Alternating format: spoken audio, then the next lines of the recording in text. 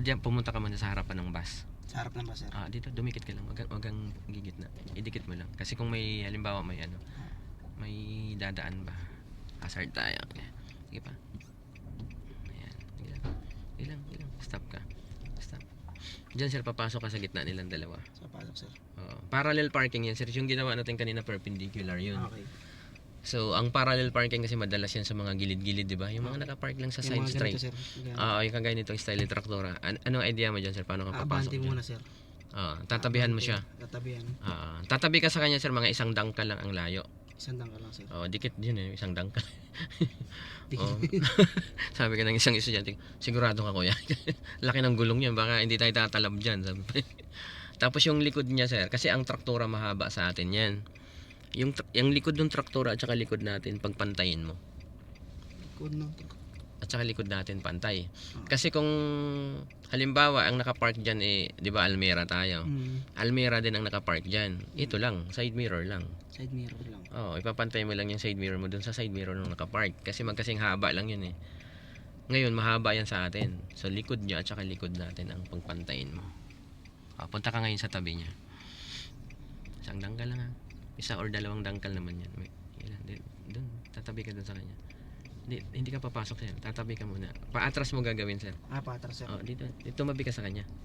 Tatabi ka sa kanya. Idiretso mo lang. Yan, sige. Bawiin mo. Baka masira yung gulong ni Yan dito sir, ang likod natin sir dito mo ipantay. Likod natin. Ang likod natin sir. Kasi ang gagawin pasok sir paatras. Okay. Sige, forward ka pa konti. Abante muna tayo sir no. Tatabihan mo siya. Yan, tingnan, lingunin mo yung likod. Yan lang. Pag nanginginig, ibaba mo konti si klasa. Stop. Break. Stop.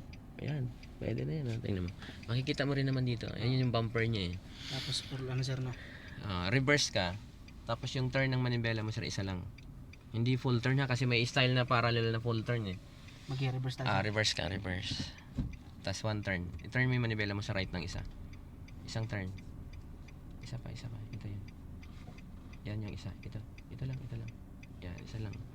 Okay, atras ka ngayon. Atras ka na atras. Huwag mong dagdagan yung turn siya. Huwag mong dagdagan. Kasi mamamali yung nun. Pagpasok natin. Ilang dahan-dahanin mo lang. Hintayin mong lumagpas to sir si side mirror sa likod niya or sa ilaw niya. O ng ilaw.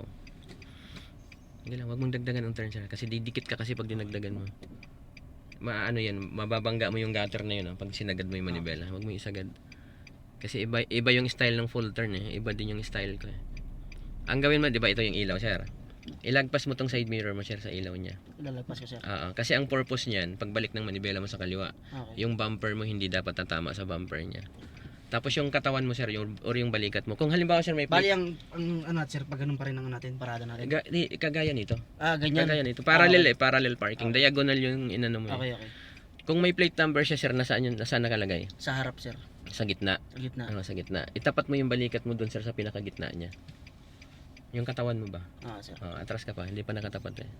Yung may ganyang bakal. Huwag mong dagdagan sir, huwag mong dagdagan. Mamamali yung procedure natin sir pag dinagdagan mo. Yan, stop. Stop na sir, stop na.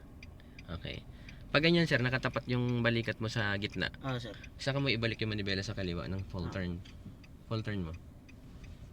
Okay. Ayan dumikit na tayo ng dumikit. Nadadagdagan mo kasi yung ikot eh. Sige, full turn. Yan. Ngayon sir, pag atras mo sir, ang tingnan mo dito sir yung gutter. Yung gutter na yun Kasi pag hindi mo nakita yung gutter na yan, babanggain natin yan. Kaya kailangan ang turn mo hindi full turn eh. Isang turn lang dapat. Sige, atras dahan-dahan. Tingnan natin kung makakaya.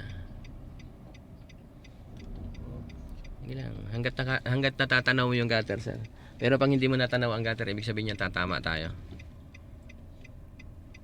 Kaya kailangan yung gawin mo doon one turn lang eh, hindi siya full turn dapat. Yan tinan mo, alanganin na 'di ba? Stop na. Sabit yan, sir. Yan. Sakto lang 'yun kung na one turn mo lang. One turn lang, sir. Ang nangyari na dagdagan mo pa siya ng turn. Tinan mo, maiipit ka na noon pag ganun. Tsaka pero pwede tayo sumagad ng atras sir o abante tayo. Abante na talaga, sir. Kasi pag sumagad ka ng atras, tatamaan mo na yung gutter eh. Kasi sumobra na yung atras natin. Ay, yung turn mo nga kanina sumobra. Primera, sir. Ang gawin mo na lang sir, ulitin mo na lang. Ulitin ko na. Mas mahihirapan kapag inaatras sa bante mo kasi dikit tayo dyan. Bali